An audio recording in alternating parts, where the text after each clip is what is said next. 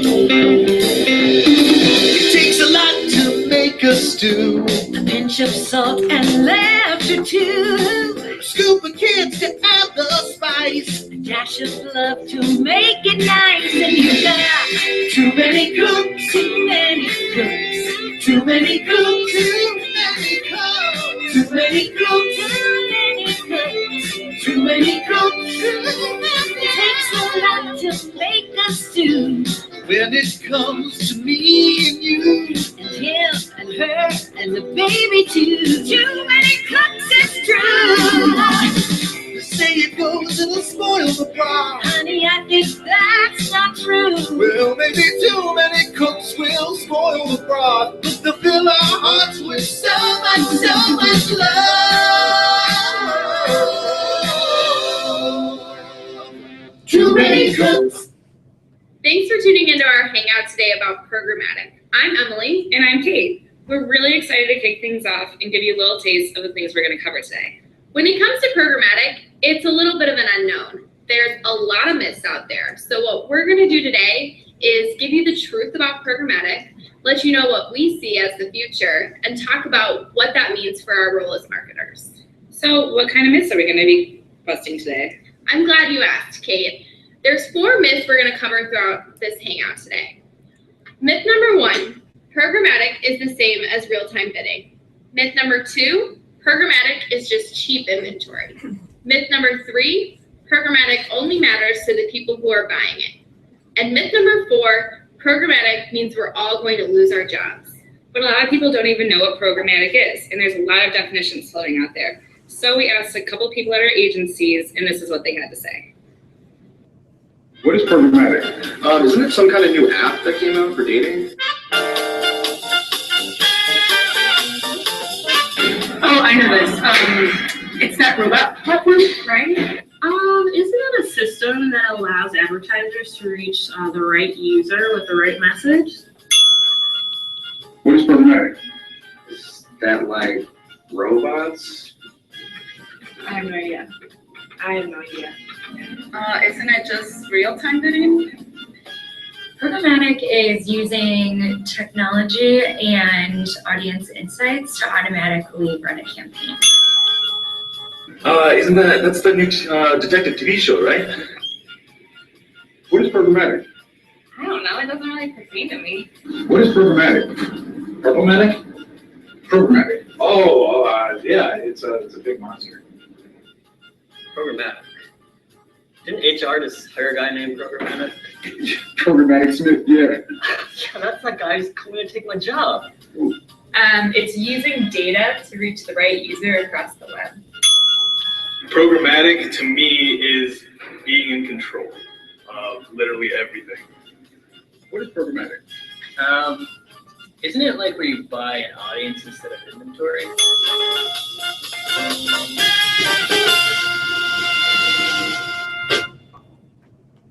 Hi everyone, my name's Sarah and I work at OMD. And I'm Jenny, I work at McGarry Bowen. And then for those of you that don't know, we are Matic Squared.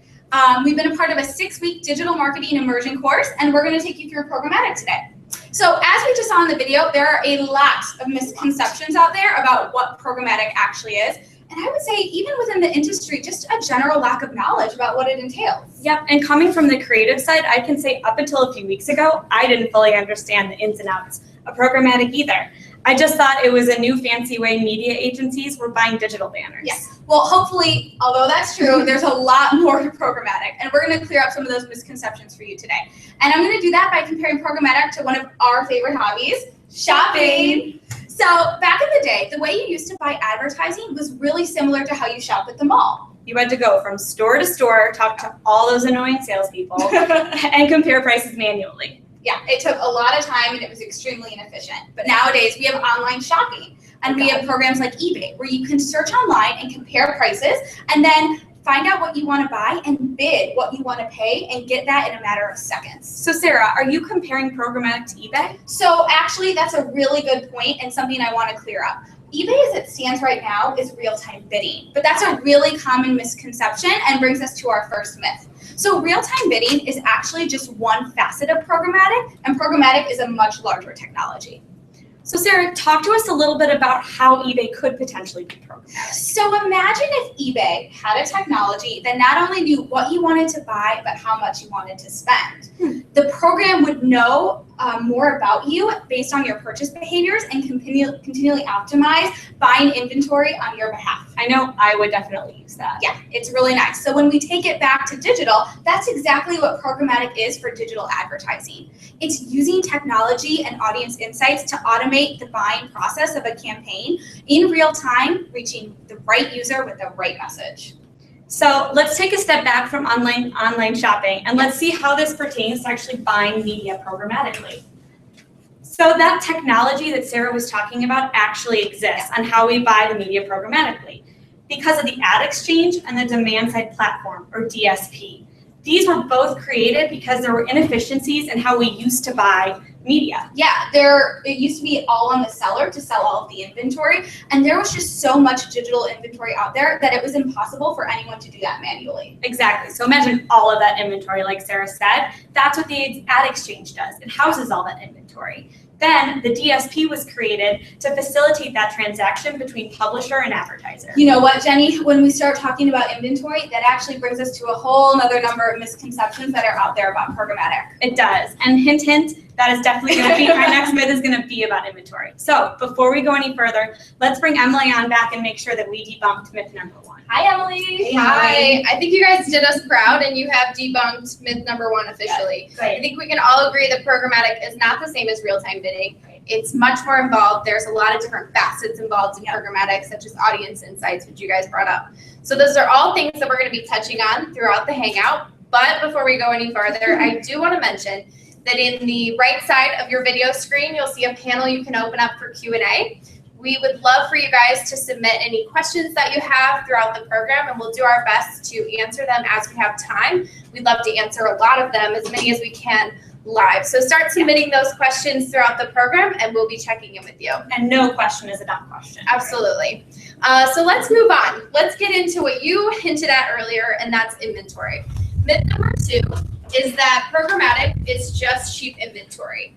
And we've got Brittany and Kendall to help us debunk this second myth. Thanks, Emily. Hi, I'm Kendall from Initiative. And I'm Brittany from Mindshare. And as Emily just mentioned, we're going to debunk myth number 2, that programmatic buying is just cheap inventory. So what do you mean by inventory?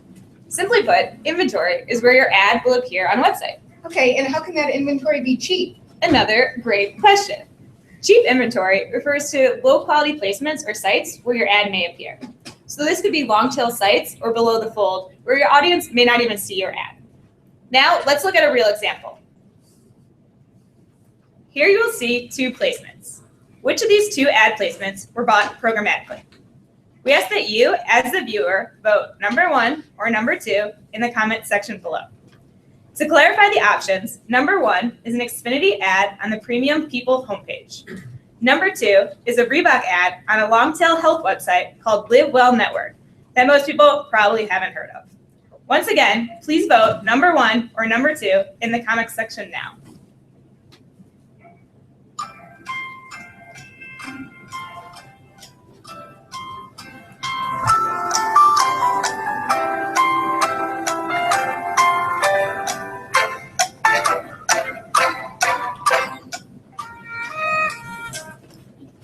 Thanks for voting. Actually, this was a trick question. Both of these ads were bought programmatically. This reinforces that programmatic is not just remnant, below-the-fold inventory on long-tail sites. Programmatic inventory can, in fact, be premium placements on quality sites, such as the homepage of People. Now, Brittany will take you through some industry trends. So premium publishers like the New York Times and big brands like Procter & Gamble are starting to invest heavily in programmatic, giving it credibility. As you can see on this graph, by 2016, over half of all digital display ads will be bought programmatically. So now we're going to show you a quick video that shows the evolution of digital buying from buying specific placements on a desired website to buying an audience wherever they may be online.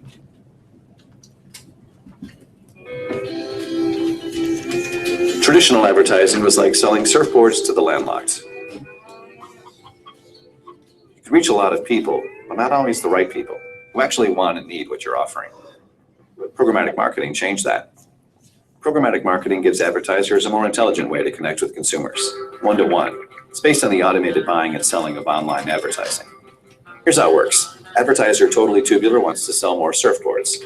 So it hires a programmatic marketing platform which is able to identify online consumers by demographics, geography, interests, behaviors, time of day, weather, and device. For Totally Tubular, these consumers live within 3 minutes of a beach, are highly educated, consume surfing content across multiple devices while on their lunch break on sunny days. That kind of consumer is of huge value to Totally Tubular. Targeting those exact consumers with old school advertising, challenging to say the least.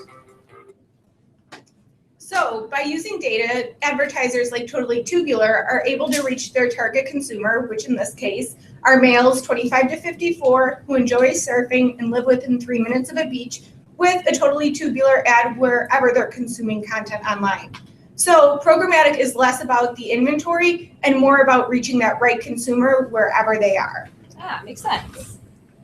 Hey guys. Wow, I have to say, thanks for bringing us to 2 out of 2. We've now officially debunked the second myth that programmatic is just cheap inventory. And I love what you said. It's not even inventory at all. It's about people and really understanding people better so we can reach them with that right message. That is something I can totally use in my everyday job and really apply to how we approach advertising at my agency. So that brings us to our next point, because if we know all about how we use programmatic, we have to understand who this pertains to and who's using programmatic. And I think we might be surprised by how many people are really affected by it and the variety of roles that are involved in the programmatic process. So let's turn it over to Jack for myth number 3. Myth number 3 is that programmatic only pertains to me if I'm actually buying the media. Jack is here with a panel of experts who are going to help us debunk myth 3. Jack? Thanks, Emily. So as we've seen, there's a lot of uncertainty about what programmatic is and what it's doing now and what it's going to be, especially pertaining to our jobs. We all work in media, we were a little afraid, we were excited. I'm Jack Conis from iCrossing. We have a wonderful panel here. I want to start with Brian and just introduce yourself. Brian David, National Lead for Programmatic Initiatives. Gordon Ferris, Director of Media Technology at Performix. Hi, Justin Southern. I'm a Group Director of Media Strategy at OMD. I'm Jason Parker, I'm SVP Strategy Director at Leo Burnett. Thanks, guys. So to start, I know Emily touched on it a little bit, but we wanted to know, have you seen an impact of programmatic on your day-to-day? I sure have. It's 24/7 for me, but that's my role. I think we have seen an impact just the way we buy media at the agency in general, and the shift of roles from the media buying team to inventory, site buying, to more technology focused, to now understanding the technologies and audience-based buying. Okay, cool. So it's kind of your bread and butter. Yeah. Okay, cool. Have you guys experienced any programmatic at your agency or touching your accounts? My agency has historically been known as a search agency. So search in itself has been very programmatic from day one. We're able to really get very, very targeted. We understand intent very quickly from keywords that consumers are using to look for brands. So we're kind of just very excited that we can start using a lot of the tactics we've used for search to apply to other channels and have bigger conversations around that. Yeah, I think for sure. I think we've been seeing it a lot at our clients, using it a lot as a buzzword, but not fully understanding the capability of it. So a lot of times they know it's the most targetable media that you can get. It can reach specific audiences, but they may not realize all the time all the objectives that can achieve with marketing. Like if you have a goal to conquest, or if you have a goal to grow your CRM, it can all be used to do that. So I think we're starting to make sure that we educate clients on all the different uses of programmatic. Well, I'm at a creative agency, so the way that we experience programmatic is a bit different. I think what we're seeing is just that it's kind of beginning to open up opportunities. It's beginning to show what, like a lot of the things that I think we wanted to do for a long time would just be as sort of as relevant and connected and sort of, I guess, as personal as possible with the work we do. And this is beginning to sort of show us that that's possible. Okay, so as this kind of grows as a media channel for our clients, so I think we read somewhere that 55% of display spend this year is going to be programmatic, growing to 62% next year. From the creative side, How do you see that changing kind of the way you work? And how is your job going to evolve? That's a good question. I think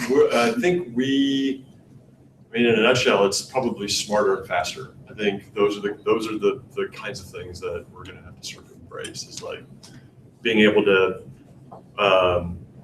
develop things a bit more quickly, not rely on just sort of putting things out there and letting it sit.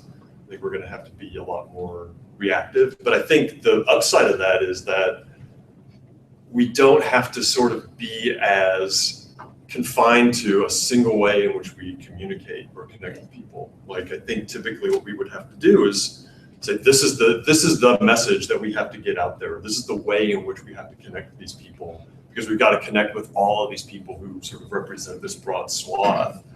And now we're able to kind of go, well, if we can connect with that guy or that girl in this way, because we know what they're doing and when they're doing it, we can be really specific in what we're making. And I think that's going to make for a better connection with the brand.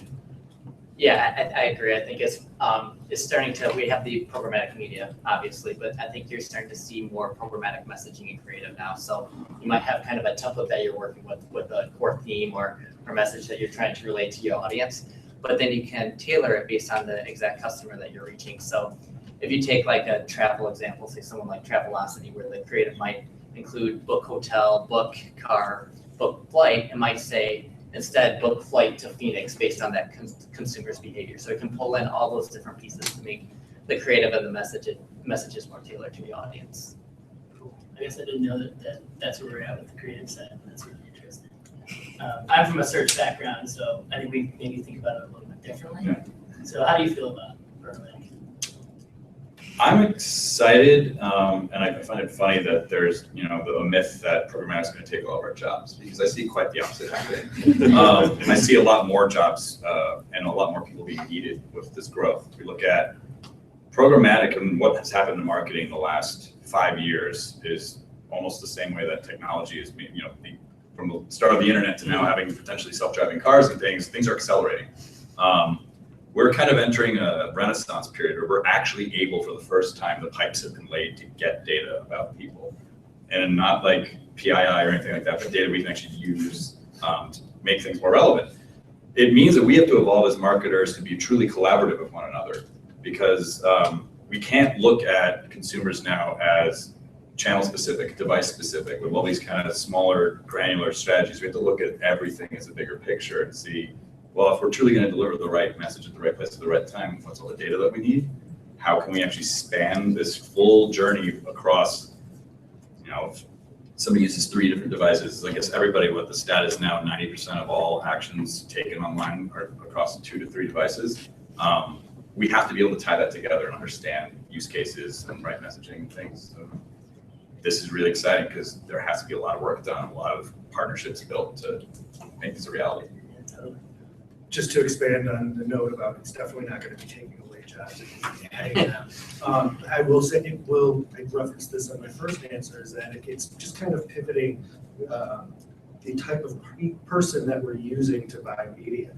You need to be a little more technologically savvy. You need to understand, be willing to dive into data. There's definitely analytics that's circuitous to the whole process.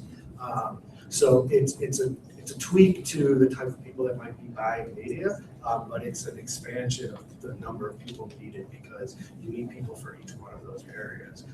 And to go back to the creative aspect as well, I think you made a great point that it's creating a canvas that can be learned and enhanced upon over and over, instead of just saying, defining before the campaign launches that this is my audience and this is the message they're going to get. We can learn and iterate off of that in a more real-time, dynamic manner, which should be exciting for creative as well as for buyers at the same time. Yeah, I mean, absolutely. And one of the biggest things that we've talked about is the value of that data. So we see programmatic as a huge source of audience insights. Can you kind of break down how you guys are currently using that data, or how should smart advertisers be using it as programmatic continues to grow? Sure. The data varies, right? There's data that can be rules-based data that informs your optimizations for real time, for the algorithmic learnings of your demand-side platform or your DSP. Those are signals that get infused to what you're bidding or paying for that impression. Then there's more long-term data from the understanding audiences that are popping and message management, inventory sources that kind of help you define what you may want to do higher up in the funnel, let's say, from a direct buying standpoint, that is informed by what you're doing from a more mid to lower funnel. Yeah, I mean, so I just from my background, like I'm from paid search, so I do think about, we're talking about audiences, so how do we actually like manage that from a media standpoint? On the creative side, do you guys see that data, or is that like not being communicated, or? From a media point of view, yeah, like from a strategy approach, we see a lot of it, and one of the things we try to stress is not to be too specific with the target audience. Obviously, you want to reach the right audience, but with programmatic, you can actually start a little bit broader than what your actual defined audience is, and then take the campaign, let the algorithm do its job and see who's actually responding to the campaign. And you may actually end up with a completely new audience than you thought was actually your target audience. I can tell you what I would like it to be. Yes. Because I think it is kind of what you're talking about. Like, it's a little bit of like, it sounds worse than I mean it, but like a stimulus response. It's a bit like you can begin to try things, do a little bit of experimentation, and see the kinds of reactions that you're getting, and who's reacting is even more interesting potentially.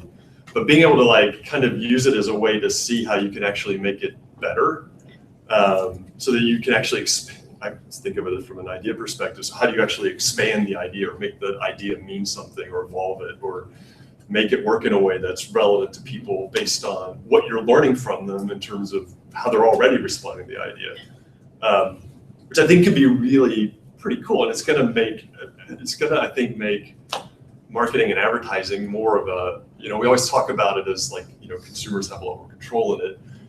I think this is gonna give them even more sort of, implicit control over what's going to happen in what we market. Yeah.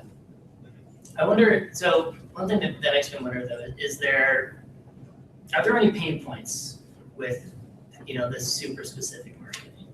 So is there a point after which it stops being, the right message at the right time and starts being, this is really creepy? Yeah, without a doubt. And I think, we always talk about the power of data, but it's finding that balance between what might be relevant for the consumer and what might freak them out, what kind of freak them out. So that's a line that we need to be cognizant of as we continue to deploy these different tactics. There's an abundance of data, and it's how you use that.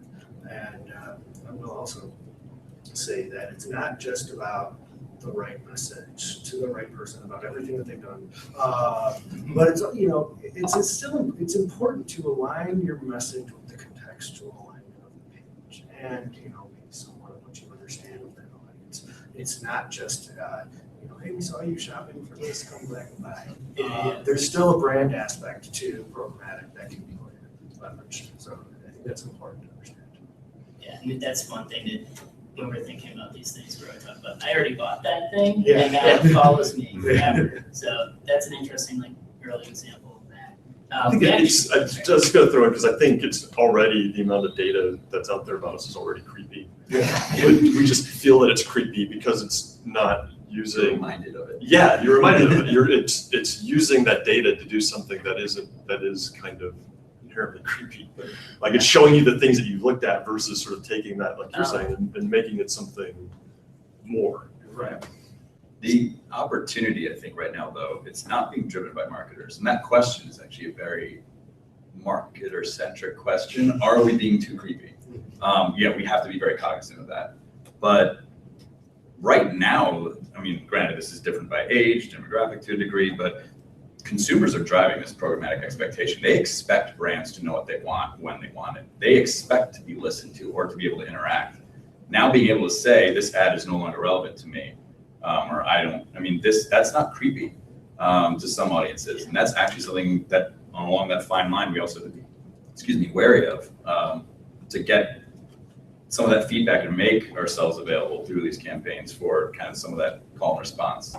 Yeah, I mean, and to build on that, I think also maybe it's that, not so much, we know the line's there and people cross it all the time. Maybe it's not that type of marketing is like bad or reflects poorly on programmatic. It's just maybe we're not doing it well enough. So like bringing it back to what you said, it's like, this is where it's at now. Mm-hmm. When we get to where it's going, when we actually build in these strategies, it could be subtle enough so we don't really.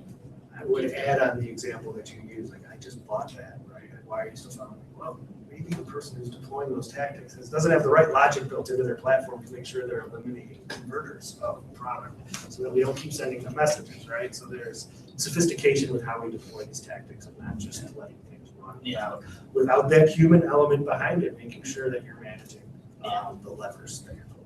Awesome. Yeah, I think we're getting a little bit overboard too. Is, as programmatic kind of evolves into different spaces like radio, video, wherever it might continue to evolve. One of the places is getting more into the native content, and I think that's good, but it can get a little scary too because it almost becomes a new version of a pop-up, right? Like if you're on a site and you see all these stories that are sponsored by advertisers, it's like, why am I even using the internet right now? I can't even get real content. So I think it's that balance of making sure that it's organic but useful to the consumer, just not overboard with the clutter. Not doing too much. Yeah.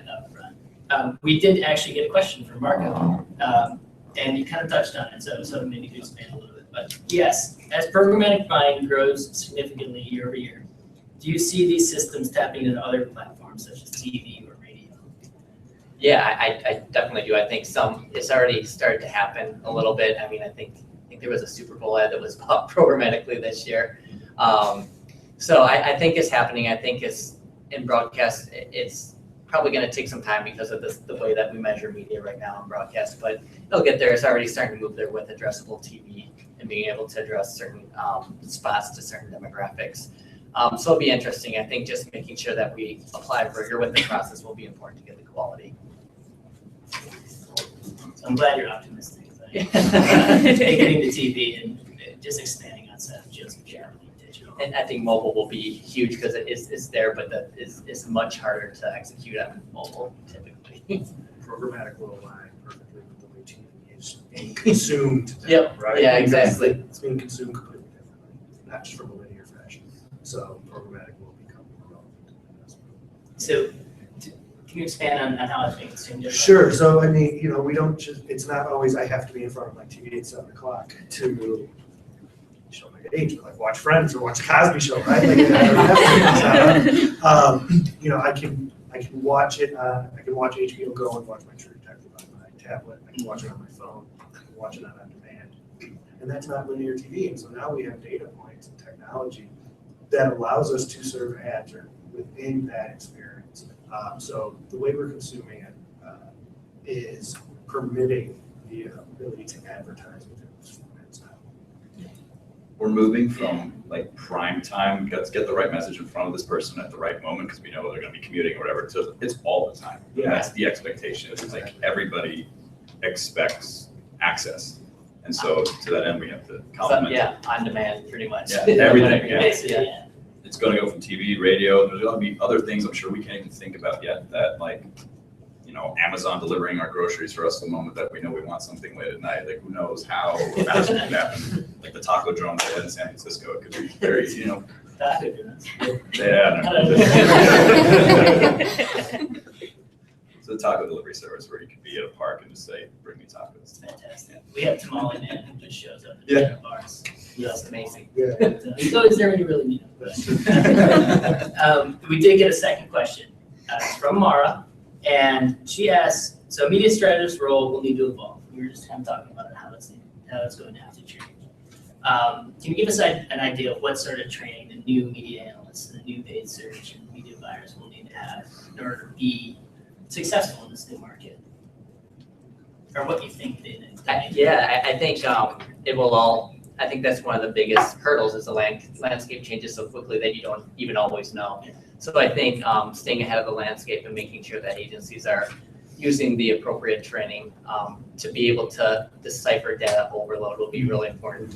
To be able to pull insights just from thousands of rows of data and know exactly what you're looking for. So I think part of that will be working with defining KPIs and training the strategists to do that with their clients ahead of time before campaigns even launch. Yeah, I think you hit on something really important that maybe we don't consider as much, but we also have to take into account what our clients are thinking about programmatic. So you mentioned earlier that it's kind of a buzzword to them, and it's kind of a buzzword to a lot of people in the agency as well. Sure. Hopefully this is helping. But we wanted to ask some clients what sort of questions they had. We actually got one. One of our clients asked, by being so specific, will we be losing potentially valuable impressions? And with that, is the data we're going to be getting out, is that like valuable enough to outweigh this loss of impressions? I think you have to be careful how you define your audience. I was talking a little bit earlier about starting a little bit broad and then narrowing down. I think that's important so you're not wasting or not missing a potential consumer. But at the end of the day, if you optimize correctly to the right target, you're actually eliminating waste on the media dollars because you're not reaching people who aren't interested in the message. And then I think that in conjunction with mass media like TV and radio can really work together to deliver the message that you need to.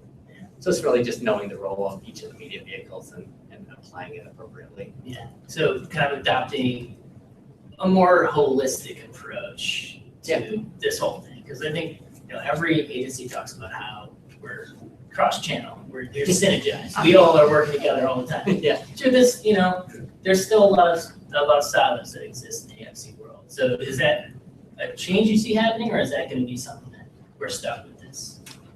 A change to more omni-channel approach? Yeah, just how we operate. Yeah, I think there's going to be a greater connection between the traditional advertising buyers to digital buyers because the insights that we can glean from digital channels. And it's extremely important, I want to hammer what you mentioned, is that you don't just pick your audience and say, this is my audience, I want to hone in on it. It needs to start and you garner insights and you evolve. So those insights are what can be rolled up to your TV buying team, your radio buying team, etc. And it's just, that's how I see it evolve, just more connectivity. Can I ask you, so being heavily involved in programmatic, how are you communicating those insights to the media buyers? In very convoluted ways, so that no one can understand. How are you communicating? It varies. I mean, there's your standard dashboard reporting, and you have to understand your audience. There's the media strategy team that you're continuing to communicate with that you want to help inform what they're buying. There's the executive level summaries that you need to know how to truly level up understandings or performance from a specific campaign. There's different ways. There's different ways to transfer that knowledge, and I think it's one, identifying your audience for who you're sharing your information with. So it truly does vary. And typically it's dashboards, but it's also just some executive summaries. Yeah, I totally agree. I think especially with looking for this kind of more of a high-level audience, you kind of want to go like a scorecard mentality, get to the point quick. But if it's for your buying teams or anything like that, as much data as you can provide them in a good way. One thing we need to do better is connecting with creative. Yeah, absolutely. Yes, because lots of times we kind of forget about that. We have all these insights and we don't share them with the creative team that's actually building these messages that we're sending. And that's what makes the programmatic relevant, right? You need the message to be relevant to that audience. Yeah. And I think that kind of gets at what you were saying earlier, which is like, by the time we get it, we could have changed this messaging. We could have done something really impactful, but we didn't know these insights. Yeah, and I mean, like there's the way that ideas and campaigns and marketing sort of develops. There are these sort of campaigns within campaigns, or these things that happen within other things that happen, and so there's always sort of a chance to do a program over again or have a new program. So those insights are helpful as stuff is getting made, but it's also helpful for the next time around. Yeah. So that like we're hearing about not just what people liked or didn't like, but like what were their behaviors? Like what do people actually do with the ads? And like, you know, that helps us think about things that we can. I imagine it will be the case that media and creative agencies are going to be tighter. It's going to kind of potentially, I don't know, maybe I'm too optimistic. I'd like to think that it's going to do away with the whole, which comes first, media or creative, the idea or the buy. You know, like I think that's going to be a moot question because they're going to be happen simultaneously. So we've got to be synced up. Yeah. Yeah, and I think syncing with along the media and the creative, but also with the clients to even make sure it's simple stuff like their pages set up correctly to get those insights. And so I think there's a lot of progress that's been made in that, but still some work to be done too. Just so we're supplying them with all the insights that they need to develop their business plans and objectives. It's certainly going to be interesting for sure. Yeah. So we've got kind of one more question, and we've kind of danced around and we've talked about it a little bit, but finally we want to kind of address the elephant in the room, and that's the myth that programmatic buying is going to put us all on the job. Such a big myth that Jimmy Kimmel even chimed in on it. At last year's ABC Upfront, he had this to say: programmatic buying is the gluten of advertising. Programmatic sales will do the same job that you do without wasting 7 hours a day on Facebook. You'll all be bartending at Applebee's in a few years. So just to close, we wanted to get your guys' opinion and ask you how accurate do you think Jimmy's prediction is? I'd be at Buffalo Wild Wings before. Go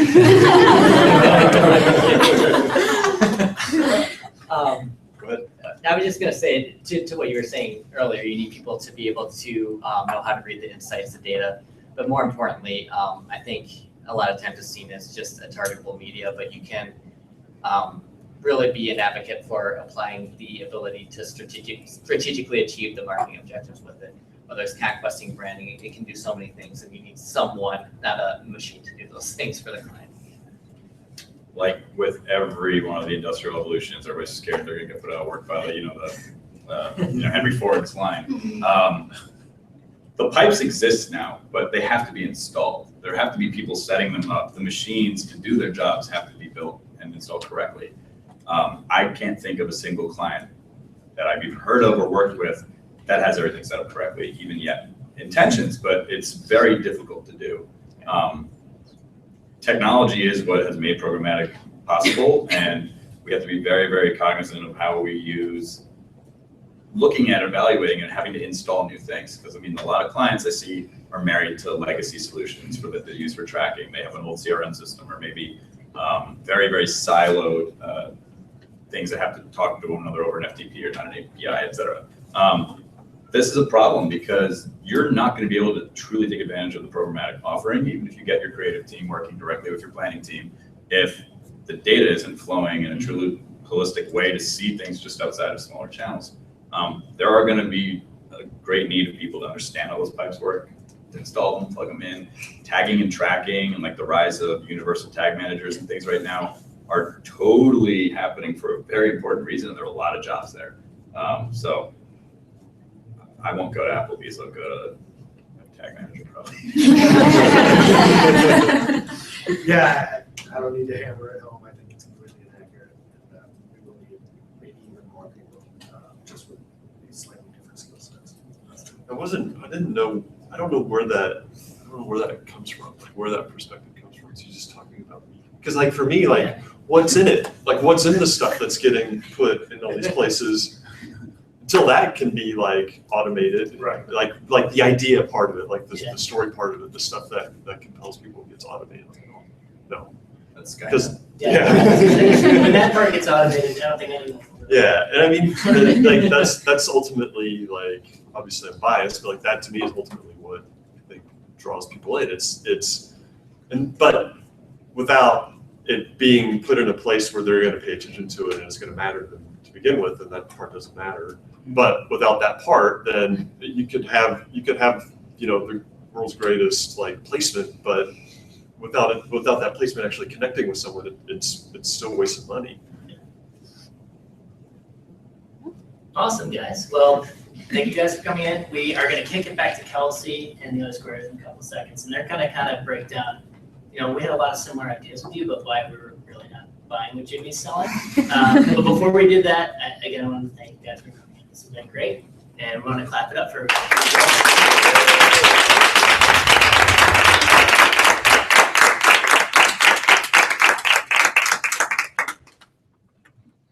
So as we've heard, the likelihood of all of us losing our jobs to programmatic is pretty slim to, I would say, none.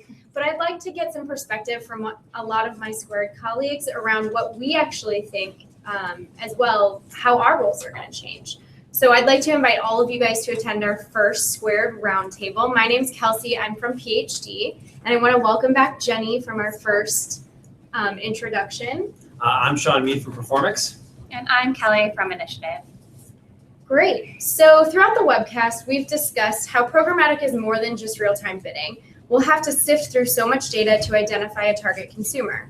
Sean, as a search marketer and hearing everything that we've heard today, how do you think this data is going to change your day-to-day? Well, Kelsey, as you've heard from our panel before, being a search marketer, we focus heavily on data as it is to do analysis and make changes in our day-to-day. I think with the future of programmatic, it's going to be a different set of data that we're going to have to look at to layer on from a search perspective, more in tunes of consumer behavior. That will allow a different level of targeting for our search campaigns. Essentially, it will allow us to become data scientists as we have to dive through so much data moving forward, and it will give us the ability to target the right consumer at the right time. I completely agree. I also think the future of programmatic will be heavily focused on reaching the consumer at the right time. Right now, there's a lot of data, but it's extremely messy. So I see my media role expanding to organizing the data in a way where it's easy to analyze and identify the moments in the consumer journey where brands should interject. This will also change how advertising reaches the consumer, as it will be less of a push type of messaging and more of a pull, as we'll be reaching consumers when they are ready to react. It will be much more of a dialogue with the consumer than I think it currently is right now. Yeah, I completely agree. And from a creative perspective, I think this goes back to what Jason was saying. I think that media and creative partnership is so imperative at this stage, to be partners and identify those moments together on what that is during the consumer journey that is going to really build your creative message. And I think you have to be able to adapt together as well. So not only getting over that first hump of what the messaging is and what your target is, but working together to have a plan in action to dissect the data that you do get, and work together to be collaboration and like how you're going to get the best product moving forward. So it's not like TV anymore where you have one giant message to like a mass media. You get to be targeted.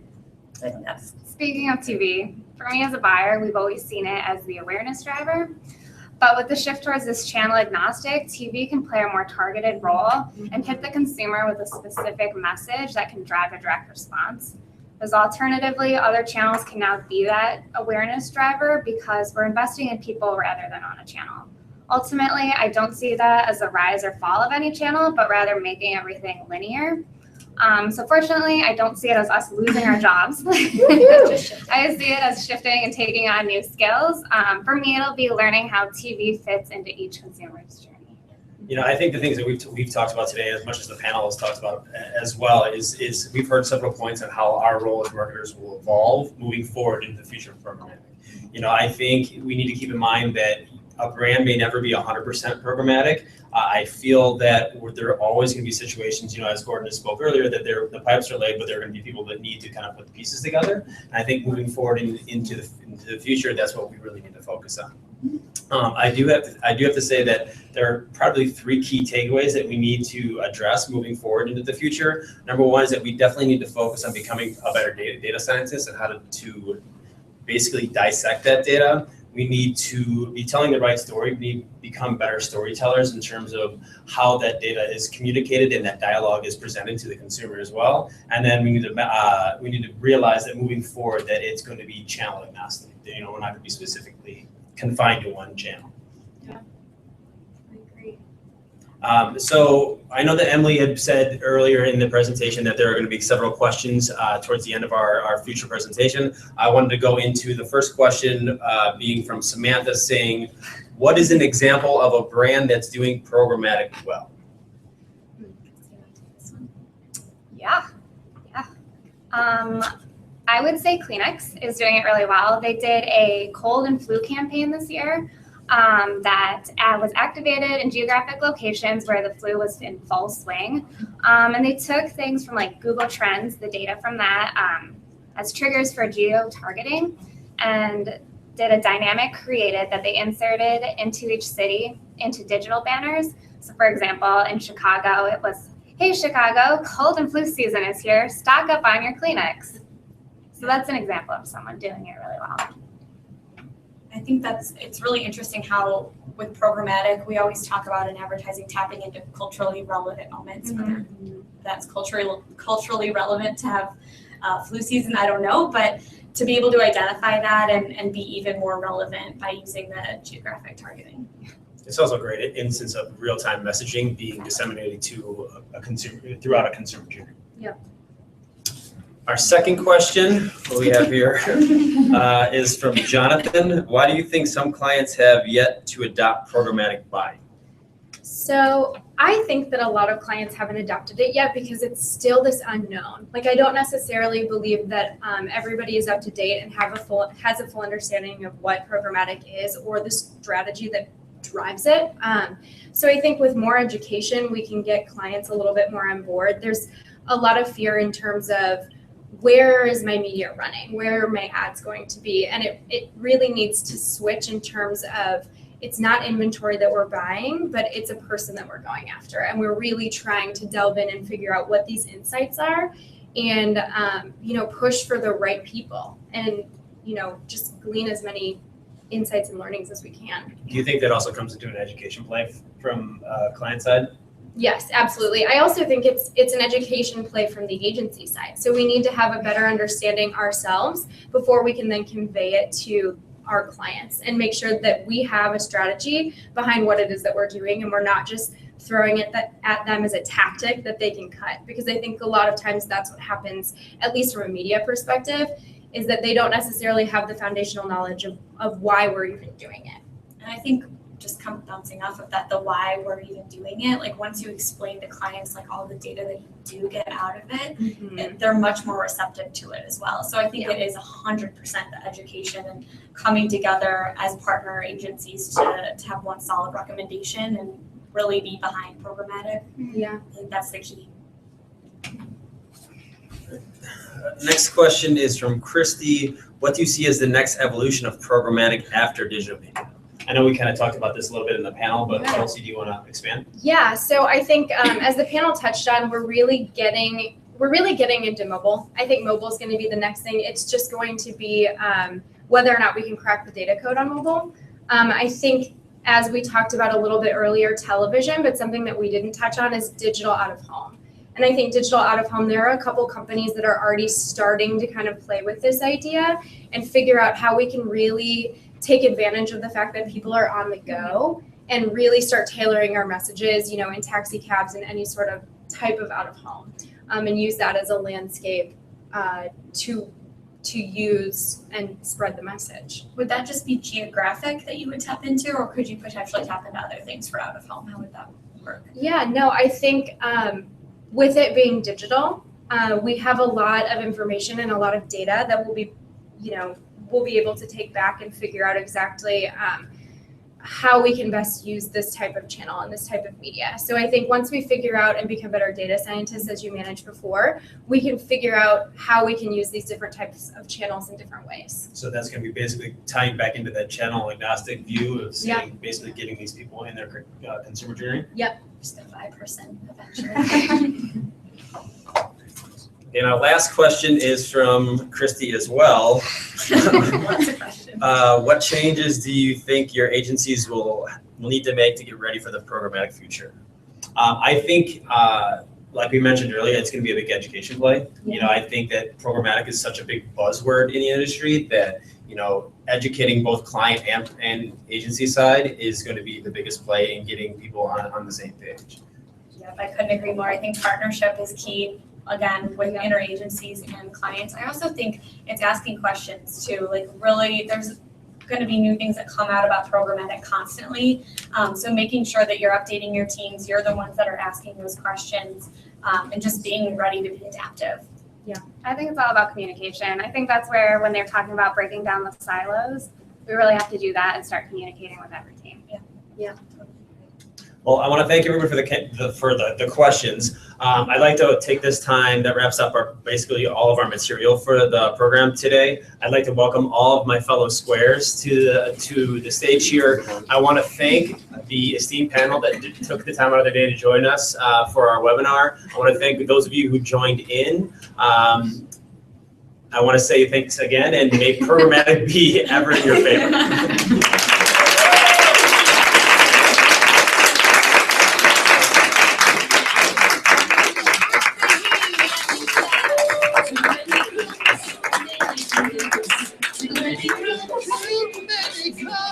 Too many cups